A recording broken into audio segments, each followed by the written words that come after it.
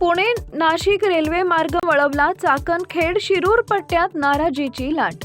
पुणे नाशिक आगगाडीच्या मार्गावरील बदलामुळे चाकण खेड शिरूर पश्चिम आंबेगाव आणि जुन्नर तालुक्यामध्ये तीव्र नाराजी व्यक्त होती आहे। संसद अधिवेशनात खासदार डॉक्टर अमोल कोल्हे यांनी केंद्रीय रेल्वे मंत्री अश्विनी वैष्णव यांना मार्ग बदलाबाबत प्रश्न उपस्थित केला। मंत्री वैष्णव यांनी रेडिओ टेलिस्कोप हा मोठा अडथळा असल्याचं सांगत रेल्वे मार्ग त्रिकोणी पद्धतीने वळवावा लागल्याचं सांगितलंय। मात्र कोल्हे यांनी जगातील 15 देशात रेल्वे मार्ग टेलिस्कोप परिसरातूनच जात असल्याची यादी दाखवून दिली, तरीही निर्णयात बदल झाला नाही। दरम्यान चाकण येथील मोठी औद्योगिक वसाहत, खेड, मंचर, जुन्नर परिसरातील कृषी उत्पादन वाहतूक, अविकसित भागातील रोजगार निर्मिती आणि पर्यटन विकास या सर्व बाबींना या मार्गाचा मोठा लाभ झाला असता, अशी स्थानिकांची भावना आहे।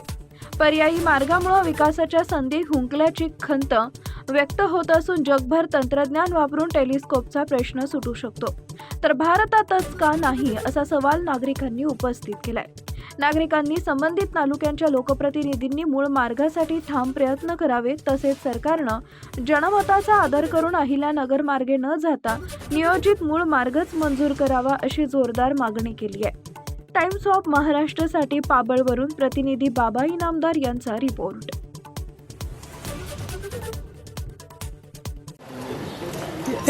जो पुणे नाशिक रेल्वे मार्ग बदललेला आहे याचा मी निषेध करतो। त्याचं कारण असं की आमच्या खोडदगावची जवळजवळ 800 एकर जमीन घेतलेली आहे आणि जमीन घेतल्यानंतर आम्हाला शासनाने काय दिलं, जमीन घेतल्यानंतर आम्हाला फक्त 3,000-2,000 रुपये एकरी दिले।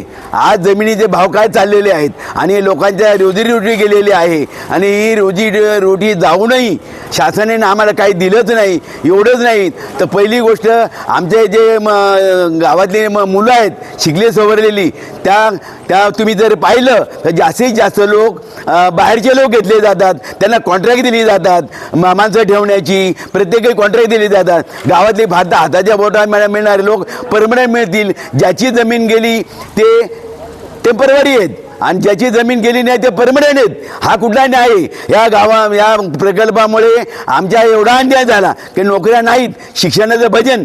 कारण इथून जर पुण्याला मुंबईला कुठे जायचं असेल तर माणसाला राहायला लागतं, पैसे द्यावे लागतात। ते जरी इथून रेल्वे झाली असती तर इथून मुलं तासाभरात पुण्याला पोहोचली असती आणि हा तर नुकसान झालेलंच आहे। आणि आम्हाला जर 2-3 हजार रुपये दिले त्यांनी त्यावेळेला नावाशिवाला 40,000 एकरी दिवा आंदोलन केलं, 40,000 एक रुपये दिले, आम्हाला 2-3 हजार रुपये दिले। या शासनाने आम्हाला एवढं आता आम्हाला प्रकल्पग्रस्त दाखला दिलेला नाही। मध्ये आमची एक मीटिंग झाली, अधिकाऱ्यांनी भेटायला बोलवलं, तो एक अधिकारी म्हणतो तुम्हाला आम्ही काय लिहून दिलं का तुम्हाला नोकरी घेतलं पाहिजे? हा कुठला प्रकार आहे? ते कोकणामध्ये असा प्रकल्प ना त्यांनी आतल्या हाताने बाहेर लोक केले असते, रक्त सांडवलं असतं। पण आमच्या लोकांनी चांगलं काम होते, देशाचं काम होते म्हणून स्वतःची जमीन देऊन सहकार्य केलं आणि शासन आमचे असं वागत असेल तर याचा आम्ही निषेध करतो। खरं तर पुणे जिल्हा असेल, नगर जिल्हा असेल आणि नाशिक जिल्हा असेल, या तिन्ही अत्यंत बागायत असलेल्या भागातून रेल्वे जाते आणि आमची काहीतरी प्रगती होती हे ऐकून आम्हाला आनंद झाला होता। परंतु काल परवा मीडियावर जे बातम्या पाहिल्या आणि कार्यसम्राट खासदार अमोल कोल्हे ज्या कडक भाषेमध्ये रेल्वे मंत्र्याला सुनावलं की पुणे नाशिक रेल्वे तुम्ही रद्द का करताय, इतक्या लांबून तुम्ही रेल्वे मार्ग का नेत आहे, तर त्यात स्पष्ट जाणवले की JMRT प्रकल्प यामध्ये मोठा अडथळा तयार होते। आणि हे ऐकून मनाला फार वेदना झाल्या, परंतु ह्या JMRT प्रकल्पाने आमच्या खोडदगावावर प्रचंड अन्याय केलेला आहे। 500 एकर जमीन आमची घेतली एकदम जुजबी किमतीमध्ये, कुठल्याही तरुणांना नोकरी नाही किंवा गावाच्या प्रगतीमध्ये त्यांचा मोलाचा वाटा नाही। त्यांनी जे रस्ते वेडेवाकडे करून ठेवले ते सुद्धा आम्हाला अतिशय घातक आहे। म्हणजे गावासाठी त्यांचं कुठलंही योगदान नाही, ना आमच्या लोकांना कुठला प्रकल्प दाखला दिला, ना कुठला विकास निधी दिला, ना CSR फंड दिला। आणि एवढं सगळं असूनही आज जर तुम्ही रेल्वे मार्गाला अडथळा आणताय हे खूप क्लेशदायक आहे। मी यासाठी तमाम जुन्नर, आंबेगाव, शिरूर, संगमनेर जे कोणी असतील ते सर्व शेतकरी बांधव आणि नागरिकांना विनंती करतो की आपण याचं जाहीर निषेध व्यक्त केला पाहिजे आणि ठाम याचा विरोध केला पाहिजे।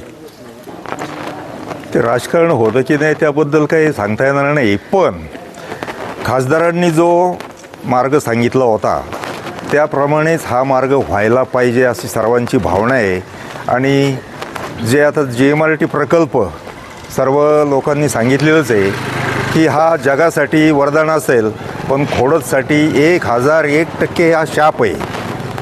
आणि हा जो अहिल्यानगर मार्गे जो आता नवीन रेल्वे मार्ग जातो आहे, त्याचा आम्ही संपूर्ण खोडद ग्रामस्थ आणि पंचक्रोशीतील सगळे लोक त्याचा जाहीर निषेध करतो.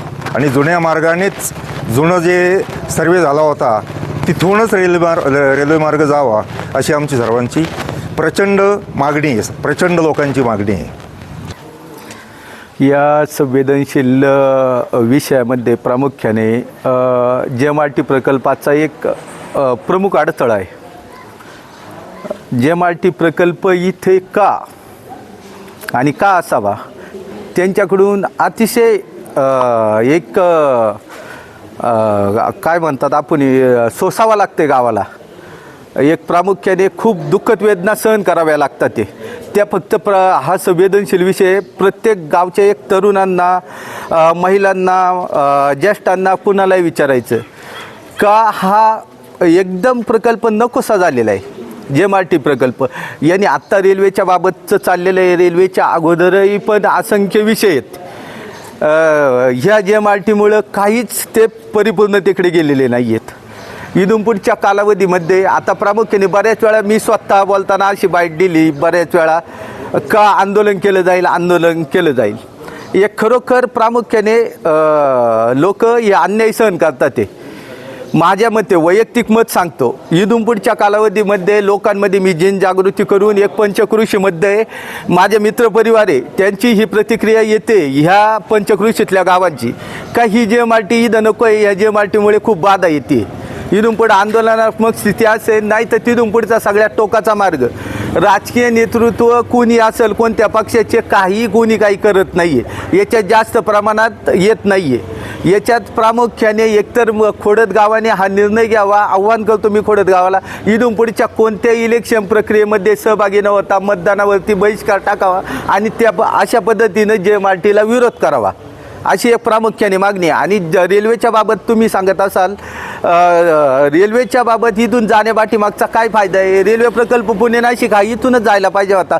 संगमनेर असन, जुन्नर असेल, आंबेगाव असन, खेड, प्रामुख्याने इथल्या त्रुटी ह्या सोडवल्या जाऊ शकत होत्या. कृषीच्या बाबत असेल, इथे दळणवळणाच्या बाबतीत असेल, नोकर चाकरमान्यांना जाण्यासाठीचा सुविधा असतील, ह्या रेल्वे प्रकल्पाने त्या सुकर होणार होत्या. आता प्रचंड प्रमाणात त्याबाबत जनतेमध्ये रोष आहे, नाराजी आहे. आणि ह्याबाबत खोडद गावचा नागरिक म्हणून, एक युवक म्हणून मी त्याचा जाहीर निषेध करतो. माजी आमदार अतुल बेनके किंवा आता विद्यमान आमदार शरद सोनवणे यांनी यामध्ये लक्ष घालावं असं वाटतं का? यांनी काही मागणी केली का केंद्र सरकारकडे? 100% लक्ष घालावं. कालच चर्चेनुसार ऐकायला भेटले का अतुल बेनके हे बोललेत, यांनी प्रामुख्याने लक्ष घालायला पाहिजे. प्रामुख्याने हे खासदार डॉक्टर अमोल कोल्हे सातत्याने आम्ही त्यांच्याबरोबर ग्रामस्थांनी 2-4 मिटिंगा केल्या. ते एकदम पॉझिटिव्ह आहे ह्याबाबत, रेल्वे प्रकल्पाबाबत किंवा लोकांच्या म्हणण्याला म्हणजे स्वीकारण्याच्या बाबत. पण शरददादा सोनवणे आमदार आहेत आता, त्यांनी सुद्धा लक्ष घातलं पाहिजे त्याच्यात. बऱ्यापैकी त्यांनी याच्यात लोकांच्या भावना जाणून घेतल्या पाहिजेत. आम्ही मतदान केले त्यांनी हे केलं पाहिजे, लक्ष घातलं पाहिजे यामध्ये. प्रामुख्याने गरज आहे त्या गोष्टीची. शरददादांकडून अद्यापपर्यंत कुठल्या पद्धतीची एक म्हणजे बाईट आलेली नाही आहे. ती येणं गरजेचं आहे, प्रतिक्रिया येणं गरजेचं आहे. याबाबत लोकांच्या भावना जाणून घेण्याचा प्रयत्न केला पाहिजेत. खोडद गावासाठी कोणीच नाही आहे का? कोणीच नाही का राजकीय नेतृत्व? एक समजा विरोधक खासदार एक भांडतोय तर सत्ताधाऱ्यांनी काहीतरी याच्यात केलं पाहिजे ना. सरपंच साहेब, काय वाटतं याच्यामध्ये भोसरी ते संगमनेरपर्यंत राज्य सरकारमध्ये सामील असलेले सगळे आमदार हे महायुतीमध्ये आहेत, बरोबर ना? एक बाबाजी काळे जर सोडले तर महायुतीमध्ये सगळ्यात जास्त आमदार, या आमदार लोकांनी केंद्र शासनाकडं पाठपुरावा करावा व हा रेल्वे प्रकल्प जो आहे, जशी याची मोजणी झाली होती, काही ठिकाणी भूसंपादन झालं होतं, काही ठिकाणी भूसंपादनाचे लाभ देण्यात आलेले आहे, काय वाटतं? नक्कीच आपण म्हटल्याप्रमाणे सगळे राजकीय जोडे बाजूला ठेवून जे लोकप्रतिनिधी आहेत, ज्या लोकांनी त्यांना विश्वासाने त्या पदावर बसवले, त्याचा त्यांनी नक्कीच त्या गोष्टीची जाणीव ठेवून ह्या विभागाचा विकास कसा होईल आणि कशामुळे होईल, कशामुळे रखडला आहे, ह्या प्रश्न समजून घेऊन ह्या प्रक्रियेमध्ये उतरलं पाहिजे. मोठ्या प्रमाणात आंदोलन आपण सगळ्यांनी उभं केलं पाहिजे आणि ह्या गोष्टीला वाचा फोडली पाहिजे. अनेक दिवसांपासून खोडदगाव ह्या गोष्टीपासून शापित झालेले आहे JMRTमुळं. खोडदगाव नव्हे तर ही पंचकृषी शापित आहे की ह्या पंचकृषीचा विकास थांबला आहे, पर्यायाने ह्या तालुक्याचा विकास थांबला आहे. तालुका पर्यटन होऊन देखील ह्या सगळ्या गोष्टींचा काहीच उपयोग होत नाही. आम्ही साधं सायन्स पार्क अनेक वेळा शासनाकडे मागणी केली सायन्स पार्कची. त्या गोष्टीतसुद्धा JMRT खोडा घालते, परस्पर पत्रव्यवहार करते की बाबा हा प्रकल्प इथं होण्याऐवजी सायन्स पार्क इथं होण्याऐवजी इतर